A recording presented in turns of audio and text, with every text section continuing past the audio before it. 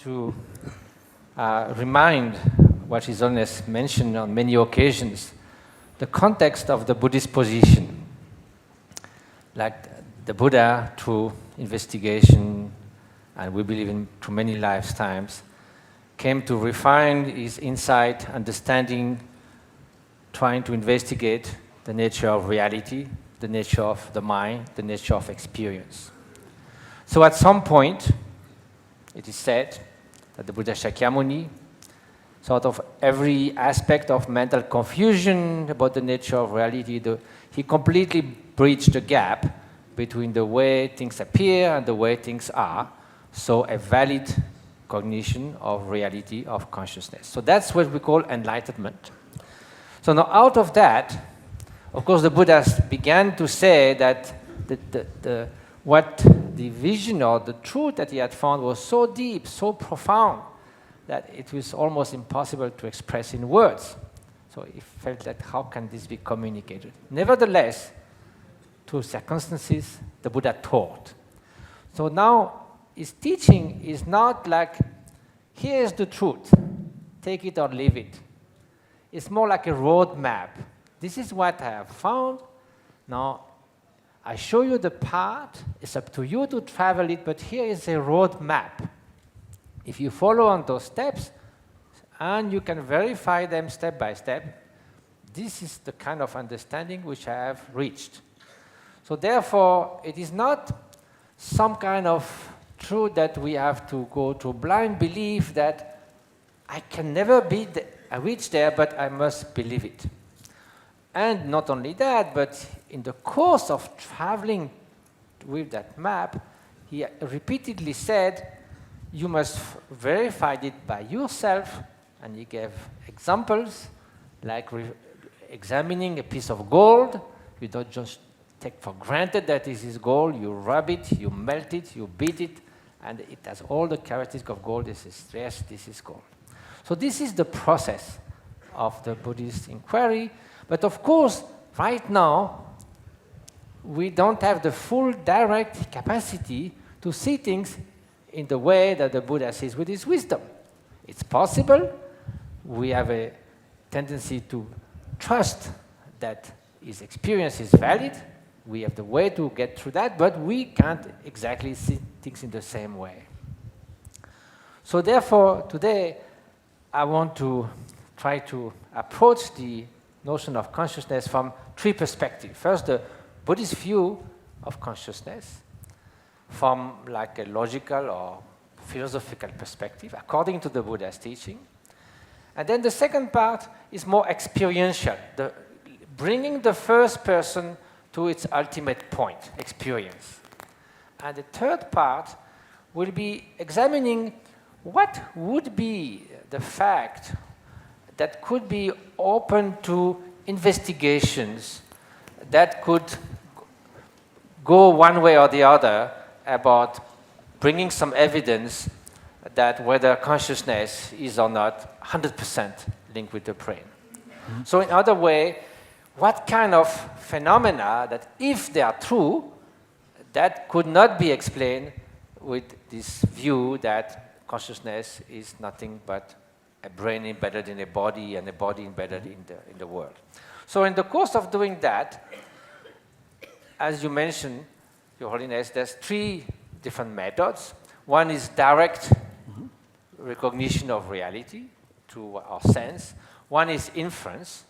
And the third one in Buddhist teaching is valid testimony, so that we trust until proven wrong that someone who is reliable has told the truth. Then we have, for the time being, we base our assumption on that. So now from the Buddhist perspective, I think both for consciousness and for the phenomenal world, compared to other traditions, there's always this idea of where did things come from? How did this begin? So we are ready to say, well, 13.7 billion years, there's the Big Bang, but it has to begin somewhere. It cannot be there.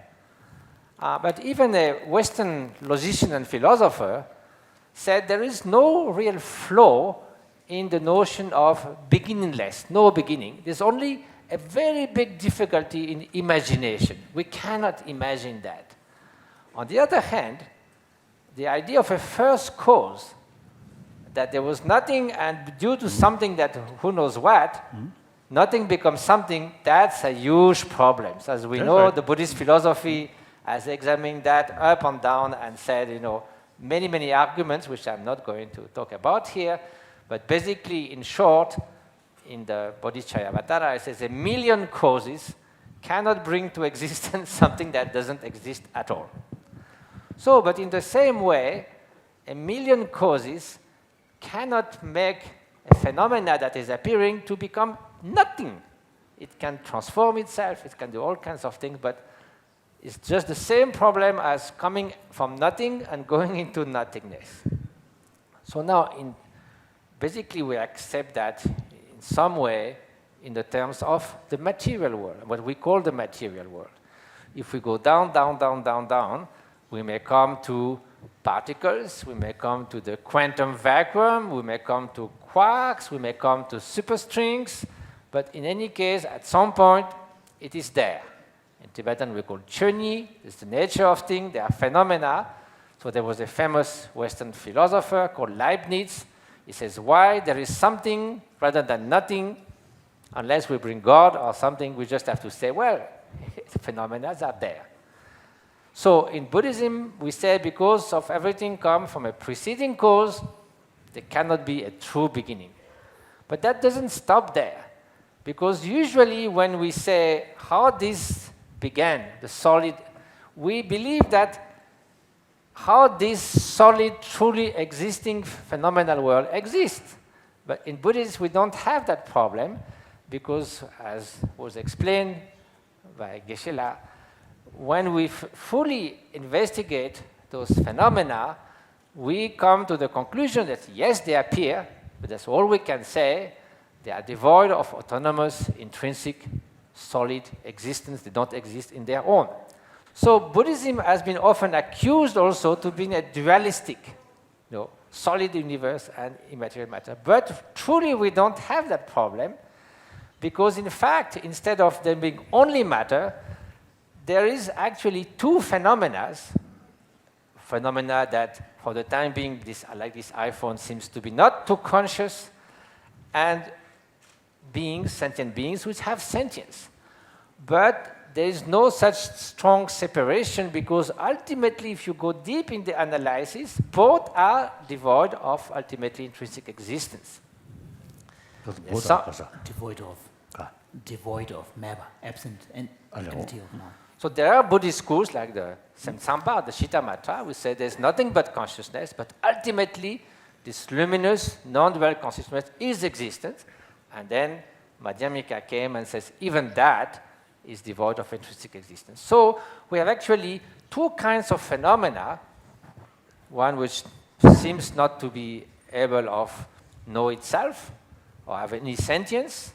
That's why we call the mind luminous, because it's luminous like a torchlight. I can see the outer phenomena, I can see my own phenomena. This glass seems to be pretty dark in terms of cognition. Seems to be quite zero, but who knows? So there's different qualia, but neither are intrinsic existence. So now in the same way, so now Buddhists say, well, now everything works with the law of cause and effect. This thing didn't come out of nowhere. If you put a seed of rice, it's not going to give wheat. No elephant is going to appear in the middle of the sky. So things don't come without cause. And if they are caused, they don't come like completely randomly. They are a community of nature between the cause and its effect. So of course, in the long course of events, things transform slowly, become more and more complex.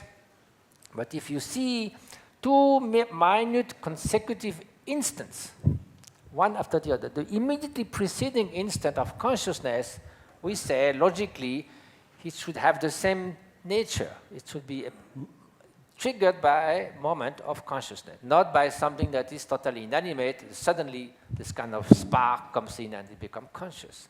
So that's why we had this idea of a continuum that as you pointed the other day, is not just like a linear multiple instant, but a kind of whole structure, and in ordinary way, but doesn't imply, from Buddhist perspective, a core, separate self, but a continuum of dynamic, continuum of experience that we can just give a name of a person or a consciousness, though it is just this structure of continuous experience that goes on. And we have this idea that just, we gave the example of the phenomenal world, it cannot have a first cause coming out of simply nothing at all. It has some preceding cause. So it is also the same notion of beginningless, and it cannot end. So now, in terms of consciousness, as Jonas mentioned, we have to see, we distinguish different levels. We say gross, subtle, and more subtle, just names. And it's not three different streams of consciousness, it's just different aspects of more essential and, let's say, superficial. So what we call the gross aspect of consciousness, that's the movement of thoughts, recollections, emotions, imagination, what we do when we perceive something, and we know that we can correlate very precisely with brain activity, and if you knock someone on the head, that's gone for a certain time. But now, the idea of this continuum that has a kind of history, like a river, the Ganges River, there's no entity, the Ganges, there's no small head that comes and says, I am the Ganges, but there's a continuum which is not the same as the Mississippi or some other rivers. So we can give it a name, and it has some kind of history that's different from another one. So that's the history of the person or the continuum. So there's this idea of beginninglessness and endlessness of that continuum. So that basically, I think, if I'm not wrong, the fundamental of the Buddhist approach. Something that neither the world nor the consciousness is endowed with ultimate existence. They don't have a true beginning, but relatively they are beginningless and they can be endless. So I think in a very simple way, unless I'm wrong, this is for the position of Buddhism. Now the second part is the more like experiential.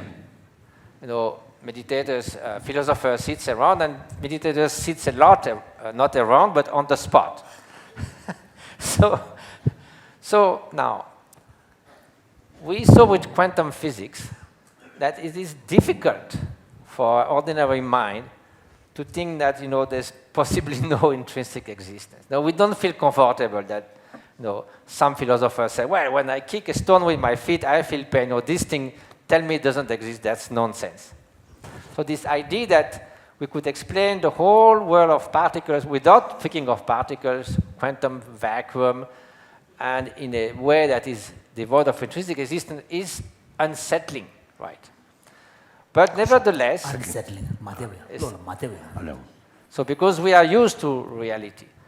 So often the case that even physicists, I think Michel says that often, they speak of quantum physics, but sometimes they go back to classical physics, and they go back and forth because it is more comfortable. They want to be a realist in the end. Still, this must exist somewhere in a true solid form. So now I want to, in the same way that if we do pure quantum physics, I want to do pure introspection of the phenomena of consciousness. So yes, we have the third person. I'm asleep, or I'm dreaming, or I'm thinking of something. I'm seeing red. You can, and I truly believe that in a certain number of years, every subtle phenomena, you will be able to trace it. Every single neuron, that's okay. No problem.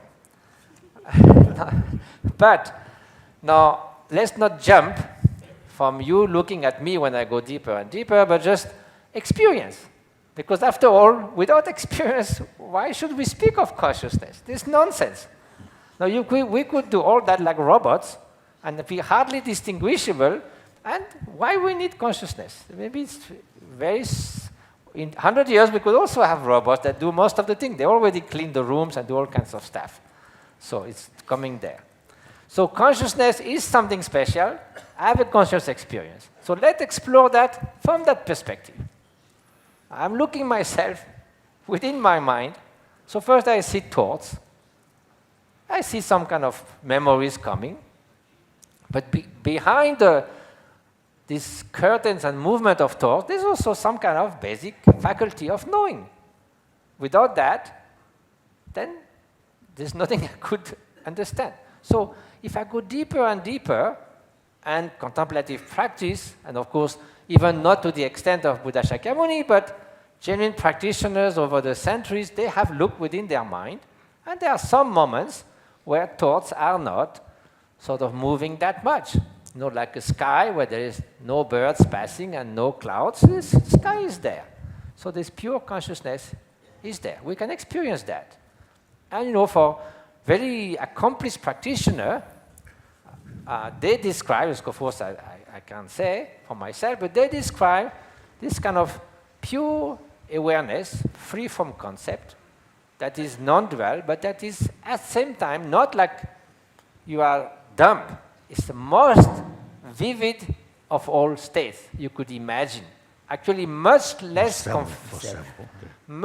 confused than being lost in thoughts. This is actually the most pure, vivid, clear awareness. And there are words in the teaching to try to describe this kind of clarity and presence of this pure clarity. So then, that's where you reach.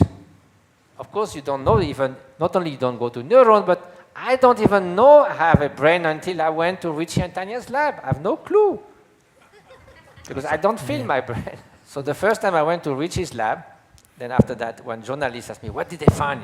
I said, they found I have a brain. So I was glad to learn that. So what I reach really is pure experience.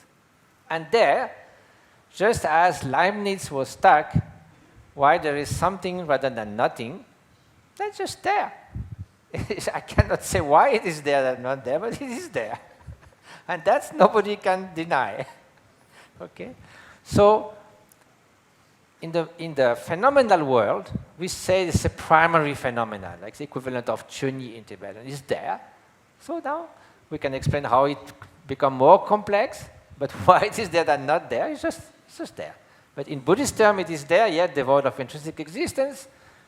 For the consciousness, we also, with the same process, done with experience, they say it is there, and therefore I have to accept, at least from my experience, and being honest with proceeding with that same line of inquiry, that it is there. So now, measurable phenomena. Galileo mentioned science is about measuring what can be measured, great, and make measurable what is not. So that's pretty tough, assumption. Because first there are two possibilities. Either something cannot be measured. So it could be, why not? Then you exclude it from the domain of investigation. Or second possibility, it can be measured, but in a different way. That's right. So mind phenomena can be measured with a mind telescope, which is the introspection. Yes. So it is not rulers, fMRI, and EEG, but, make measurable what is not. Measurable is my experience. So if I experience pure consciousness, it's a kind of measure of pure consciousness compared to proliferation of thoughts. So again, what is measurement? What is investigation? What is valid cognition? Science is about bridging the gap between the way things are and the way things appear. So I could have a mode of investigation that is of a mental kind, and after all, to look at the mind with the mind doesn't seem so odd. It seems pretty natural. So in that sense, since you can't deny experience, in the beginning of Christoph's book, he says, without my consciousness, there is nothing. So I like that very much because, yes, it is true. Even to speak about consciousness, even to speak about its existence, we first need consciousness. It comes before every of anything that we could ever do. In fact, it would be quite strange if consciousness didn't have some kind of existence, that something that doesn't exist try to probe its own existence. That's kind of a weird logic idea. That we go out of consciousness to examine from the outside. We can't.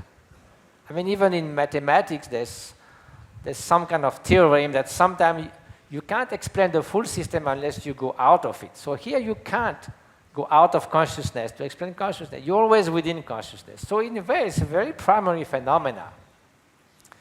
In Western culture, there's always this idea that, mostly in the Judeo-Christian tradition, that first the Creator created the material world, and out of that he brought life only to these human beings. So, not poor animals were left without it. And a friend of mine can see that it's not a horse that wrote the Bible, because therefore the animals don't have consciousness and all that. But basically, matter came first. Out of that, we bring the life in it. But in Buddhism, we don't have so much that problem, because both appears and both are equally divine of intrinsic existence. So both, that's why we speak of interdependence. There's a physical system, there's a mental system. They are both dependent on each other, but we can't say that one has preeminence. If you remove completely one, the other one maybe disappear. If you remove the other one. So anyway, this co-emergence, coexistence, mutual arising dependence allows for these two continuum in a way. So I think that's basically, the philosophical position of Buddhism, and also with this notion of honest introspection while following one line of inquiry, which is pure experience. Now to conclude, there's the third term, because it'll be very hard to get a clear, final, decision just based on ideas. Experimenters will require experiments. So I think it is interesting to consider what kind of facts could be, if they are true, could be so that there's no way we can explain with just this idea that the consciousness is confined to the brain. So there are several, that pops up in history. One is, if it is true that people could remember past lives, and remember past lives, David. with an element of certainty that will be beyond doubt. That, it's not fabricated, it's not so vague. I was born near a beautiful mountain or something, and then, of course, there's a house there, and so you go, there's a mountain and a house, no big deal. But if it's so precise, and you can show that there was no way that the person could have any access to that information, and it happens to be correct, if that is true, as our friend Wolfsinger said, we have a problem. So if that is true, okay, so that's one line of investigation. Why? Because in the Tibetan Buddhist tradition, there have been countless of those accounts. And then there's even a Western anthropologist called Ian Stevenson at the University of Virginia. He was not a believer, he's not a Buddhist, he's not a Christian, he's just interested because he heard of that not only in Buddhist world, but many places in the world. So he thought, well, that's at least as interesting as any other subject. So over many years, he collected 600 testimonies from Brazil, from India, from all over. Oh, there was famous cases in India with this girl called Shanti Devi. Even Gandhi was interested into that. Anyway, so then he made a very detailed list of what the child has said. How could we verify that? Was there any way that the child could know about this? Or could it be pure random? Is it the parents who made it up? So many of those 600 cases fall apart. I mean, it's either too imprecise, doesn't make anything, or just pure imagination, so they don't stand to analysis. In the end, so there is a voluminous scientific, as we say, file, and he also wrote a book for the general public called 20 Cases that Points Towards Reincarnation. It means that, scientists, the science idea is we analyze the fact in the details, and we try to have the simplest explanation. We don't want to bring an explanation that is unnecessary, even we like it. Bring, I don't know, a creator or something. I'm nothing against that, but something that we could explain without that. So he said, well, in those 20 cases, it's so precise there was such a distance and time and things and anyway, I would not, it would take too long to even take one example, but there are, you go, what's going on here?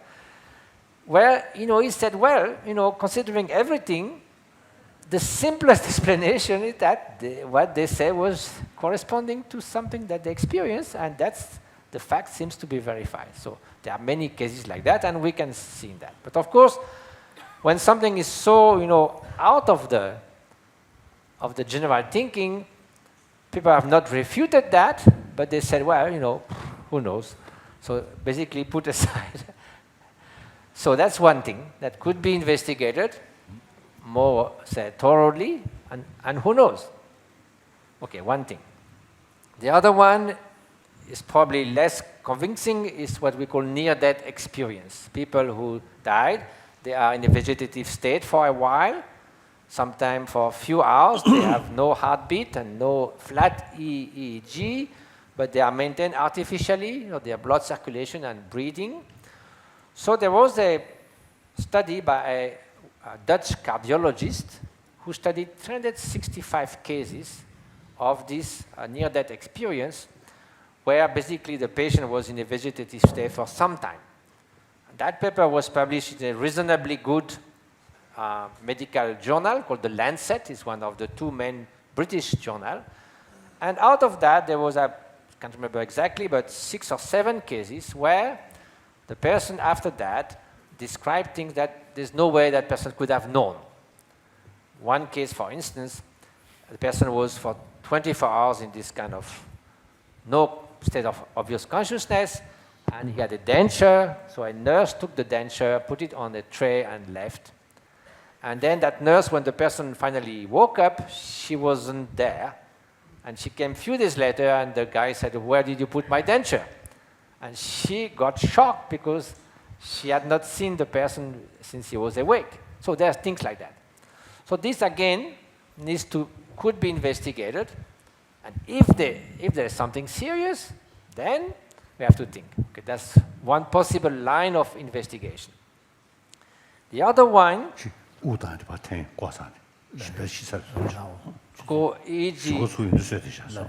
no brain waves, the person was dead unless maintained artificially. So now the third one would be about knowing someone else's mind.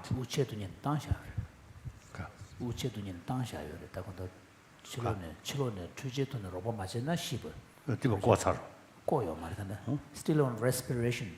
Yeah, but artificial. Yeah, artificial. Yeah. Everything is artificial. So as respiration imagine artificially, so therefore the heart beats and is kept alive. So now the last one is about knowing people's mind, like Moshe, in a very clear or precise way that could not be explained otherwise. Of course, we can guess what someone is thinking through his facial expression. I see Christophe very thinking that, this monk is talking real nonsense. No, I'm teasing. I'm teasing. Well, you see, it didn't work. So I was not able to fathom Christophe's thought. Even though we have talked for several days, and we start to know each other, I made a big mistake. So 0, no Moshe, no clairvoyance, nothing. But sometimes you can see people is amused, people is angry. You can read a lot of things even unconsciously, though the Paul Ekman's micro expression that lasts 30 of a second, you don't really see them, but somehow you can detect if it's in good mood or not good mood. I'm not talking about that. So there are many cases, and I think probably everyone here has some stories about one of their teachers telling them something that they went, how could he know that? So I'm not going again to go in detail, but I want, for the sake of the process, to make a comparison, because I told that to another neuroscientist friend of ours who said, many things happen in life.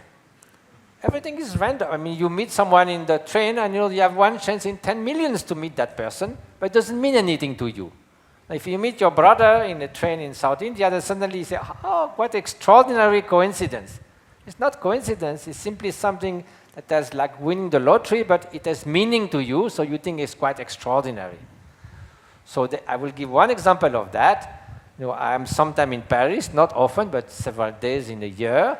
And one day I was walking in the street, and a taxi stops, and a man which I don't know came out and said, here, he had a letter with a stamp with my name and address. I was going to post a letter for you.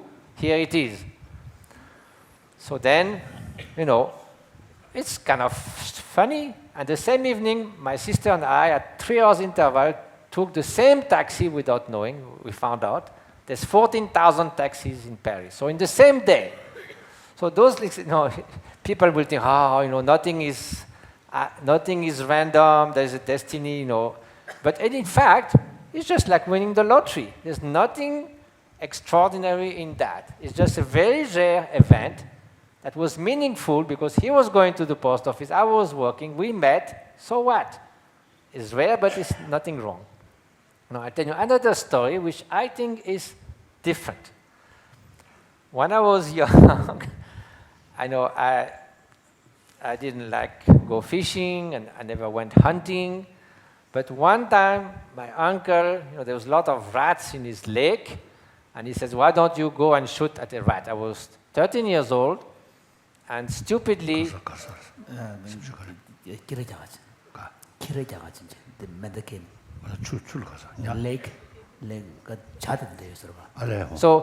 he had lake with lotus flower, and he said, why don't you shoot a rat? So I didn't think, I was 13 years old, I never hunted before. Shoot rats?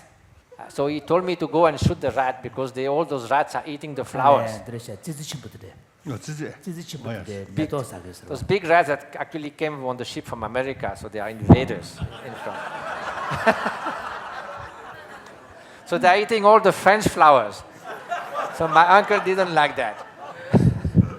So I'm 13 years old, and I just went with that gun and shot, and the rat jumped, and I hope I missed it, but maybe surprised by the noise. So I don't know. So I hope I didn't kill.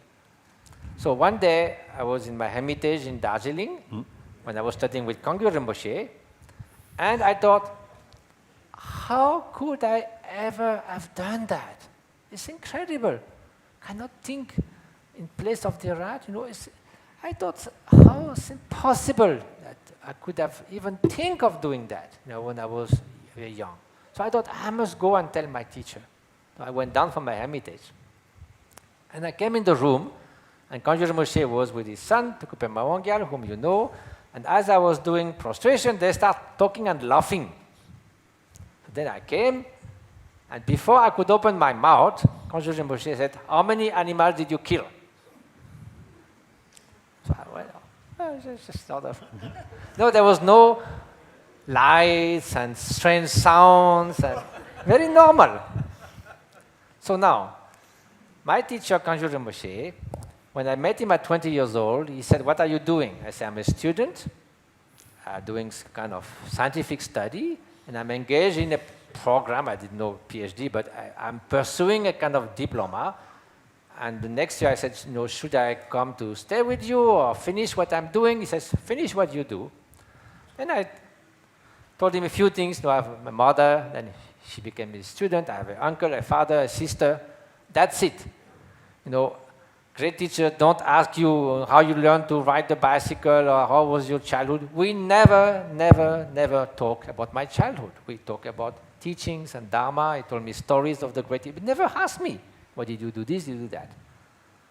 So one day he could decide he wants to ask me, what did you do when you were a child, but not just like that. How many animals did you kill? That doesn't make any sense. So this is different from someone who is having a letter for me, because that can be explained. That makes no sense.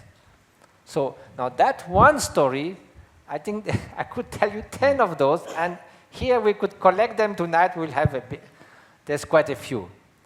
So in that kind of things, frankly speaking, I have no other explanation. And so that's just to say that this kind of things happen. And Wolfsinger said, well, it happens from time to time, but from a science perspective, it's difficult because you cannot reproduce. And those great teachers, if you say, okay, you know everything, please tell me, they'll say, I know nothing.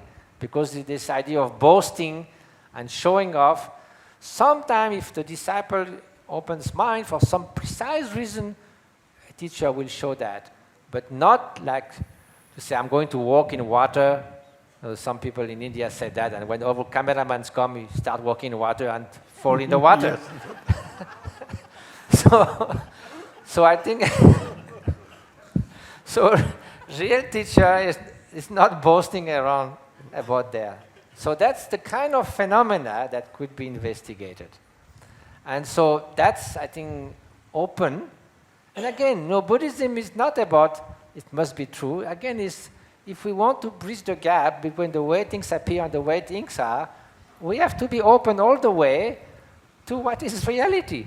So there's no point of saying this is like this. We cannot deny those phenomena. At the same time, we have to be open completely to any mode of investigation, but it should be also from all sides. So that's basically the three kind of topics. Thank you very much, Matthew. Wonderful. Your Holiness, would you like to make any questions or comments concerning Matthew's presentation?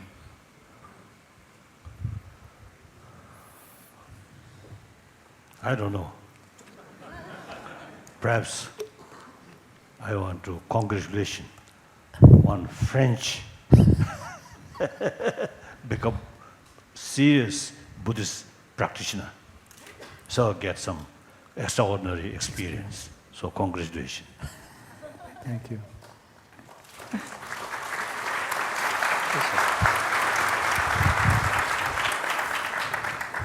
Of course, I do not want to prove the Buddhist orthodoxy thinking is something right. I never do that. But actually, I also met two Indian girls, one about 4-year-old, one 6-year-old. They also the memory about past life. Very clear. So local newspaper reported that. So as soon as I saw that, I sent someone to thorough investigation about that. Then eventually I met both of them. Their memory about their immediate past life, so clear. The case of this 4-year-old sort of girl, her sort of past life also one student, one girl. So at young age, both cases, young age is some accidentally she died. So therefore, that is the 4-year-old girl, as a result of so sort of precise memory about past life, house and name of the parent and relatives, all these things. So then the previous life's parent, still alive, they also accepted that girl is their daughter. So that girl, 4 parents. So although I would like to investigate continuously, but somehow we didn't sort of follow that. So just last year, I reminded to some people, if possible, do because of that, make contact, and then investigate. And then among Tibetan, there are, as far as I know, I think few of them, actually, at young age, have a very clear memory about past life. But these cases, eventually they grow up everywhere. As they grow up, that memory become vague and vague, eventually disappear. That, I think, explanation, my sort of explanation is the memory about sort of the past life, not carried by this sort of the genes already. Only the previous sort of mind. So mind also, those mind which, grosser level of mind, which heavily or entirely depend on the brain. Then you see new brain. So otherwise, so those sort of memory you see carried by deeper level of mind. So therefore, the new life, the physical growth, these sort of because of the grosser level of mind, which based on physical sort of thing, now becoming stronger. So the traces of previous lives then gradually disappear. Unless you put some effort through meditation, the subdue the grosser level of mind, because dissolve grosser level of mind, then the more grosser level mind subdue, the subtle mind become active. So some cases, you see, through meditation, then during that period, some memory about past life. I met some people. These are not my experience. I have nothing, just a zero. This is one thing. Of course, I'm not sort of boosting my sort of my tutor, the elder tutor. Number of cases, sometimes I was just seeking sort of his advice or suggestion. Number of occasions, his suggestion become very correct. When I ask the suggestion, looks because of that unrealistic, but eventually become very clear. Since you see, of course, because of the early part, he always very reserved. Stern. I quite frightened. Frightened. He was stern. He never sort of tell jokes or these things, unlike a junior tutor. So then gradually, you see, we become very, very sort of close, into intimacy. So then, because of that, one day I asked him, "Oh, it seems, you see, you know." So His Holiness once shared with him that it seems that you have some capacity for kind of clairvoyance. And we is a very close friend. So then he mentioned, "Oh yes, sometimes it happened that." He mentioned, he admitted it.